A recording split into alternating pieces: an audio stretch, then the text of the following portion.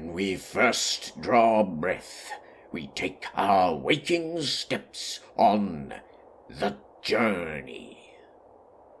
It carries us along like ripples in a river, an endless course to an infinite sea. And where will this course take us?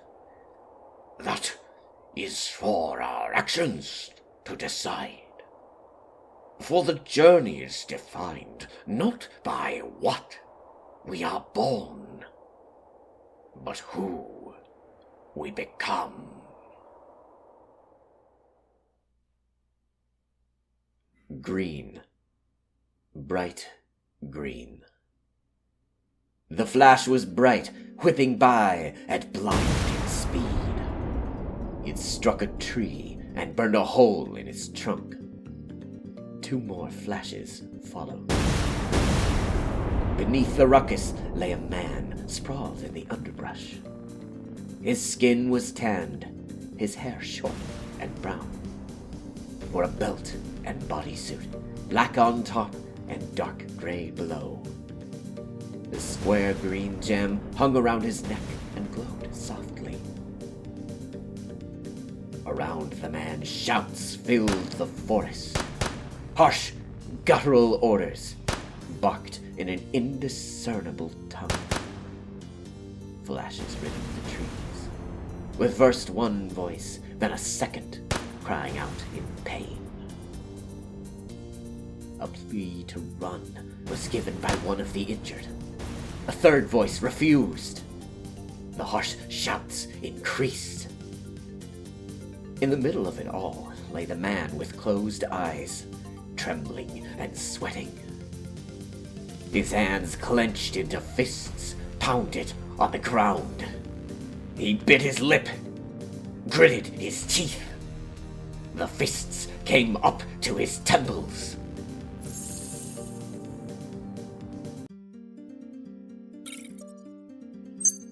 His turquoise eyes flew open. Green. Everything was green around him. He was behind a tree on the rim of a forest bowl. Near the bottom, a crashed star freighter belched black smoke. Creatures in beige clothing with large heads approached the ship and aimed blaster rifles. But not far from the man, a human in weathered green clothes knelt over a second human and a different creature. She was doggedly treating her companion's wounds. Ma'am, just go, begged the wounded human. We've had it. They'll kill you too. So safe. I ain't leaving a canned one out here. The wounded creature coughed, gurgled blood. No, no, no! The woman crawled over to him. Don't quit on me, Yurkin. You hear me? Stay with me. The man with turquoise eyes watched them. A lump formed in his throat. Context. What context was this? Was he supposed to pity them? Hate them? Ignore them? How could he tell when he couldn't remember anything?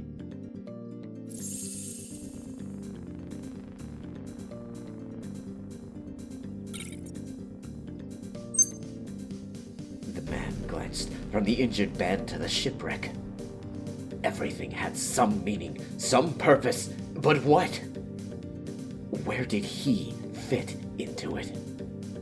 What was he doing out here? Who was he? Jed.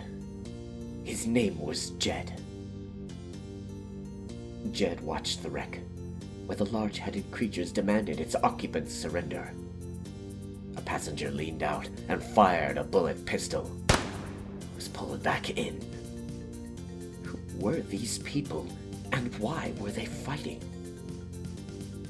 The crackle forced Jed's attention back to the human and her wounded. Several of the hostile creatures had surrounded them. Major Chelsea Reinhardt, we've been looking for you, Queric. Mal Sick Dulo. With an oath, she kicked her weapon away. You Meridians think you're so great, don't you? The terrorist has a mouth. How adorable. The leader's speech was stiff. This was not its native tongue. It nodded to its companions, who knelt down over the injured and started strapping something to their chests. When they struggled, their captors stomped them in the gut. Don't you dare! Reinhardt's voice was rough, her eyes pleading. That ain't no way to treat victims. We control the Western Belt. Your resistance is a failure. Your Terran alliance has abandoned you.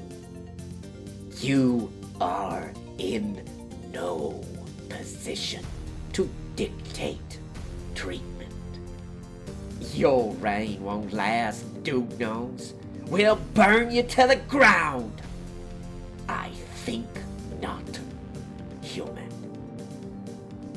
The leader stepped away from the injured. Consider this a reminder of reality, where dreams die and firebrands are doused. No! Reinhardt struggled as two Meridians dragged her back. Beeps from the objects on the wounded. Listen on her. Now, The injured human reached out. give him safe. Tell Hori I love her. No! Let me go, you sons of farce mice! The leader punched her. Please, don't do this. Farewell. Yurkim closed his eyes. The journey calls us. No! 2 grenades exploded.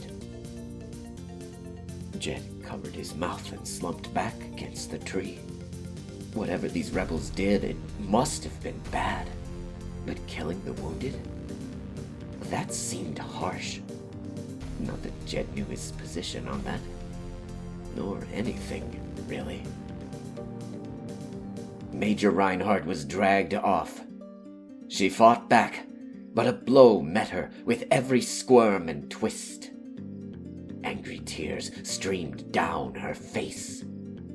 And for the briefest of moments, her eyes met Jed's. She stole a breath and quickly looked away. Jed kept watching, unable to stop. Reinhardt turned and fought, finally breaking loose from one Meridian. She sprang on the second and wrestled for its weapon. The leader spun around, growling savagely. Jed gasped as it lifted its rifle.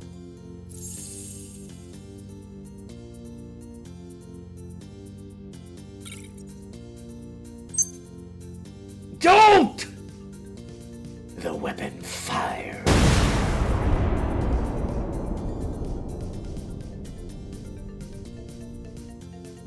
Reinhardt doubled over, screaming as all 3 Meridians turned Jed's direction.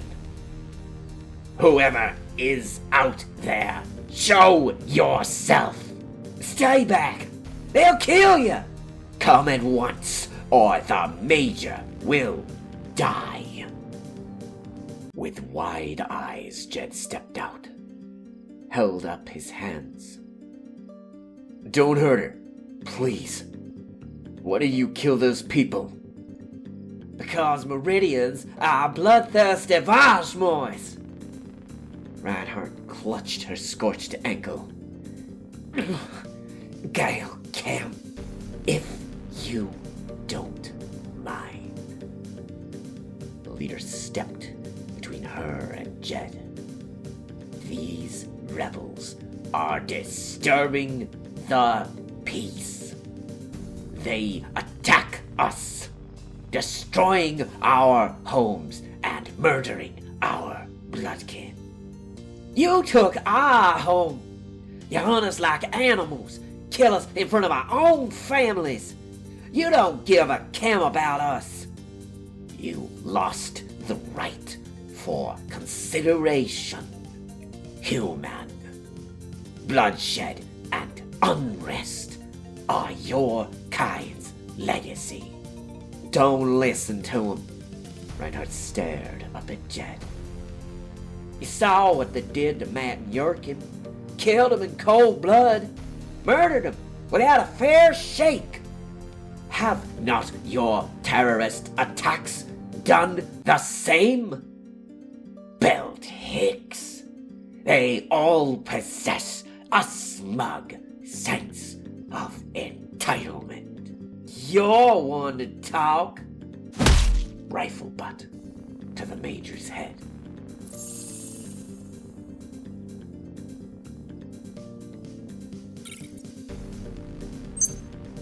Everyone calm down. Jed waved his arms. There's no need to weapon down. Zetar. On the ground. By me. My name is Jed. You're a Zetar. Obviously. The eyes. The suit. The necklace. It growled. Weapon over here. No games. Jed glanced down at himself. Drew the blaster pistol on his thigh. Black, with a thin turquoise light strip and a dull gray stripe down either side of its slender barrel. 2 blue-white dots glowed above the handle. Quit stargazing! The Meridian raised its rifle. Weapon! Now! Here it was, the moment of truth. Would Jed listen to the Meridians or help Major Reinhardt? He didn't know, and he wished he had more time. He wasn't sure who to trust. Everything was so overwhelming.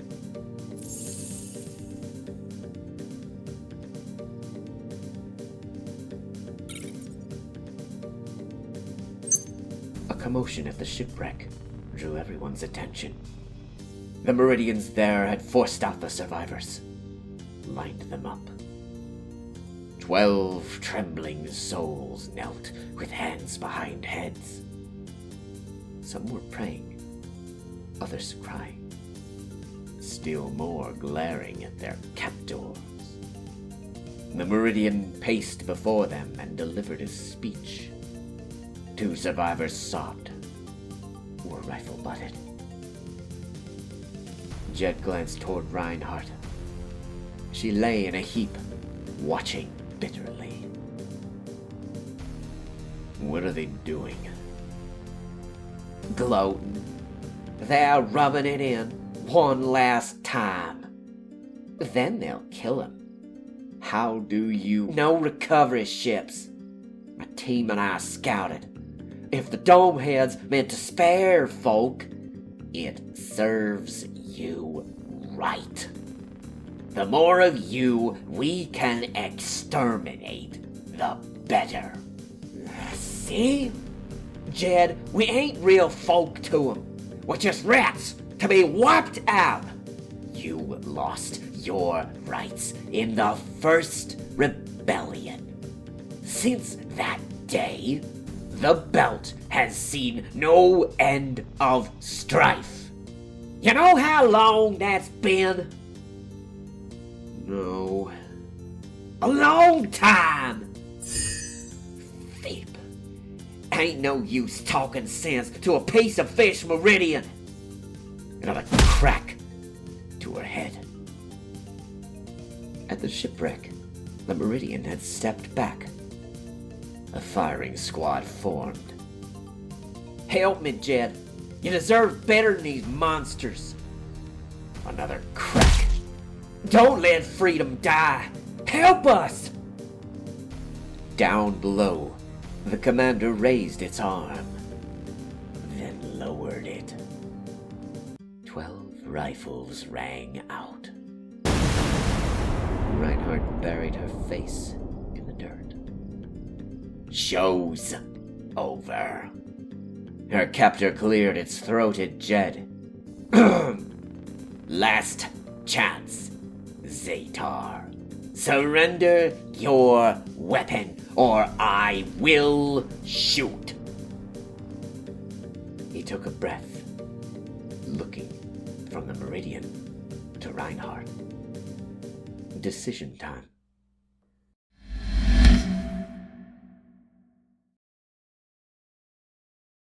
One way or another, a side would be chosen.